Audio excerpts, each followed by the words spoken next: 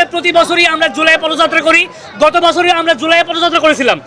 ঠিকভাবে আমাদের এখানে আজকের কর্মসূচি শুরু হয়েছে। আমরা প্রথমে গাজীপুর কালিয়াকৈরে করেছি, তারপরে এখানে আমাদের জাতীয় নাগরিক পার্টির সম্মানিত আহ্বায়ক ১ দফার ঘোষক এবং সংসদের বিরোধী দলীয় chief whip Nahid Islam MP, তিনি আমাদের এখানে অতিথি ছিলেন প্রধান, এবং আমাদের জাতীয় নাগরিক পার্টি এনসিপির সদস্য সচিব আখতার হোসেন ভাই, আমাদের তিনিও একজন এমপি, তিনি আমাদের জাতীয় নাগরিক পার্টির সদস্য সচিব, তিনিও এখানে এসেছিলেন।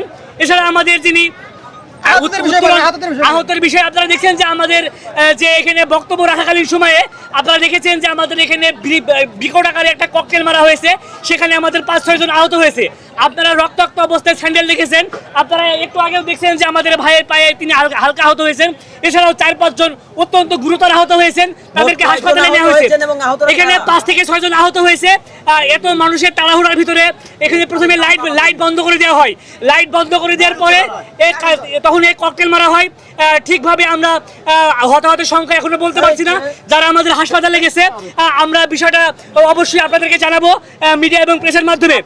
আমার নাম ইঞ্জিনিয়ার সাজেদুর রহমান, জাতীয় যুব শক্তির কেন্দ্রীয় সহ সাংগঠনিক সম্পাদক, জাতীয় নাগরিক পার্টি এনসিপি।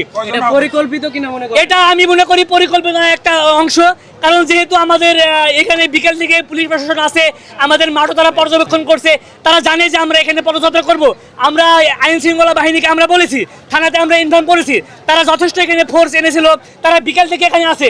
কিন্তু আপনারা জানেন যে আমাদের এখানে সময় ছিল 7টা, সেখানে আমাদের রাস্তায় জ্যামের কারণে আমাদের 9টায় এখানে এসেছি আমরা, তারপরে আমরা এখানে হামলার শিকার হচ্ছি।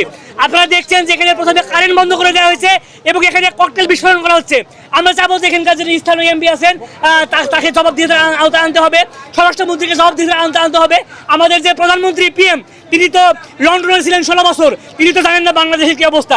তিনি লন্ডন থেকে আমরা জুলাই যে এনেছি, জুলাইয়ের এই ফল যদি আমাদের হয়, তাহলে আমরা কিন্তু আরো একটি জুলাই আমরা আনতে বাধ্য হব।